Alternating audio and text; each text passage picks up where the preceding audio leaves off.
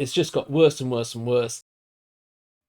Yes, it is true. It is now official. We are actually going to be leaving the UK. So this here is GDP per capita between the UK in blue, the US in grey, and then China down there at the bottom in red. Now this is per capita. This isn't actually the amount of money that each country is making, which is why China's all the way down there. China have like over 1 billion people in their population, whereas we've got just a couple of million. The UK and the US had been going up very lovely together right up until 2008, after which the US continued getting back into the groove, being productive, making lots of stuff, and the UK had really sort of sloped off. Now, that was a lot to do with changes in the banking system in the UK, and of course, the UK banking is the primary source of income for the UK government. And what you can see more recently after 2020, the US has gone up even further. The UK has actually slumped, but it gets even worse than that. Now, we know here in the UK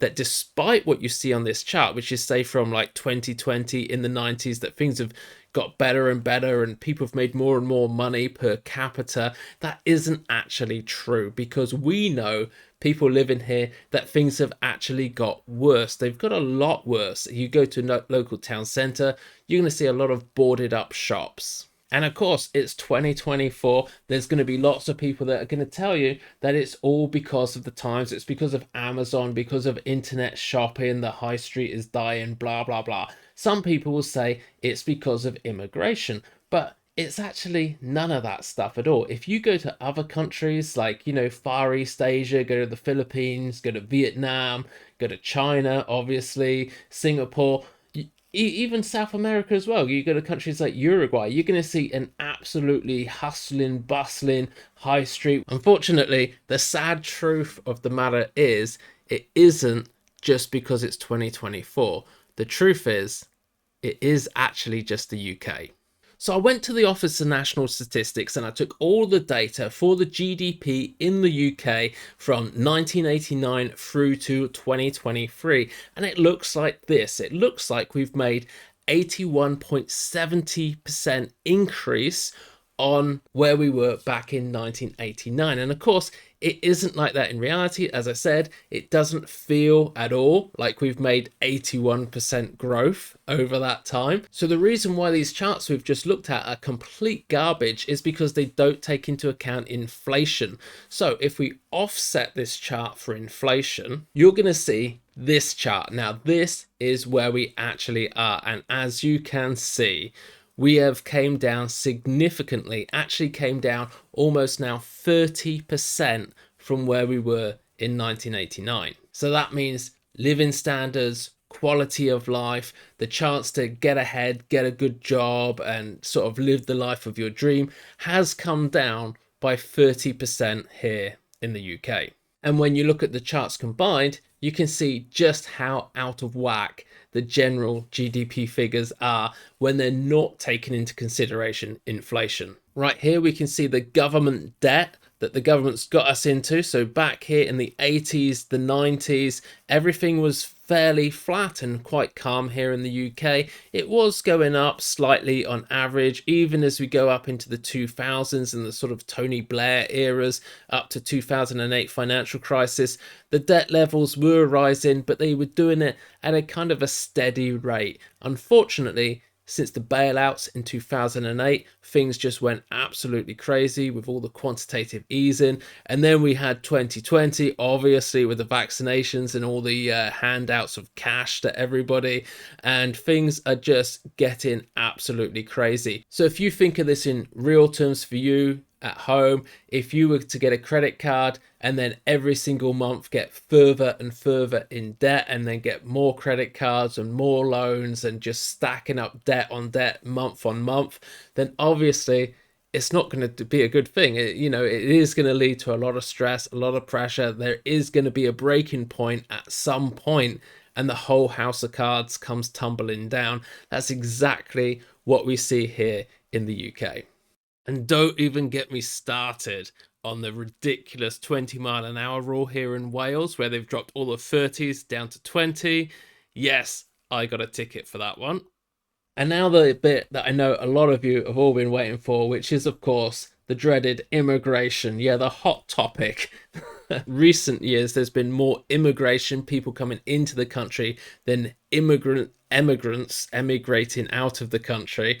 And that's been the case for a very long time now in the UK. But in 2020, it just went insane. After COVID was over, the level of immigrants coming into the country just was huge, and it's very noticeable out there on the high street. And that does, of course, cause some problems when it comes to trying to get checked out for health issues at the doctors and the dentist and lots of other public services that you may now be struggling to get the same sort of quality and care that you once did. But believe it or not, as much as politicians like to pretend it's all about immigration, that isn't actually the truth. Let's take a look here at the amount of hospital beds. So this only goes back to the year 2000. And you can see back then, per 1,000 people per capita, there was 4 beds. Right now, it's down to about 2 beds, okay, 2.4 beds per 1,000 people.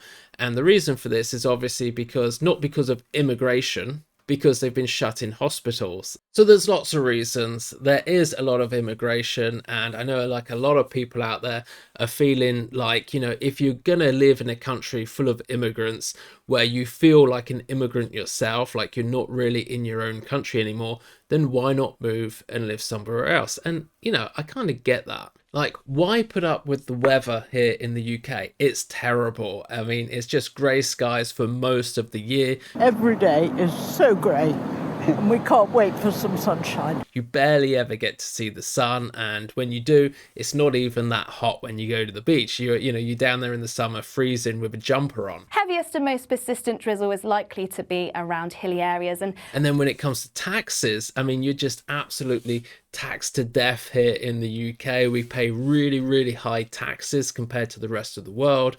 Maybe not like America and Australia, because they also pay really high taxes. But the point is, if you're going to live here in the UK, you got terrible weather, the taxes are awful, you just work. But for me, as a sort of entrepreneur, business type guy, I'm not really in that same boat when it comes to employees. So the reason that I'm leaving isn't because of immigration or anything like that. It's about, for me, to make YouTube videos about the things that I'm interested in, which is, of course, cryptocurrency tech and investing. Namely, investing in cryptocurrency stuff, which, by the way, now in the UK is illegal. Basically, they were bringing in new rules, new laws around the promotion of cryptocurrency type assets. And these new rules also were to do with social media, so financial promotions on social media. So if I was going to do a video about something like this is the Nano Ledger S. It's a cryptocurrency wallet for storing your crypto on.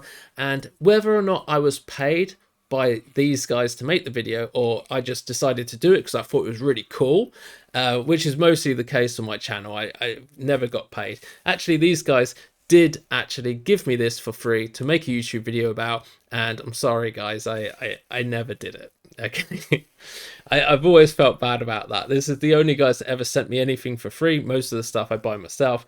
But if I was to do that today, I would be spending 2 years in prison. That's right, I'm not joking, 2 years in prison. Here we go, this is the Finfluency Get It Right by the FCA, and they'd just like to say that making unlawful financial promotion is a criminal offence that carries a maximum sentence of 2 years imprisonment and the unlimited fine.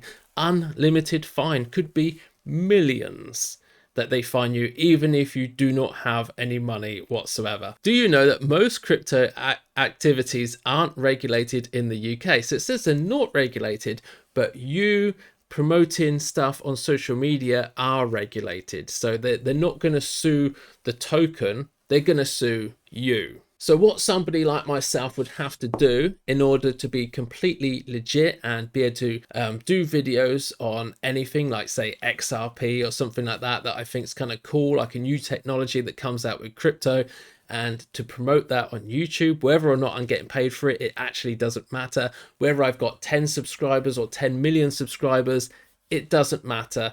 they're going to send you to prison anyway. This government absolutely will send you to prison for 2 years just for making a social media post. What it basically says is, are you authorized by the FCA, or has your post been approved by an FCA authorized person? So if you aren't FCA authorized, which you're probably not unless you work for a bank, and it hasn't been authorized, then you can't actually post the video. So if I stay here in the UK, my prospects as a cryptocurrency YouTuber are absolutely dead.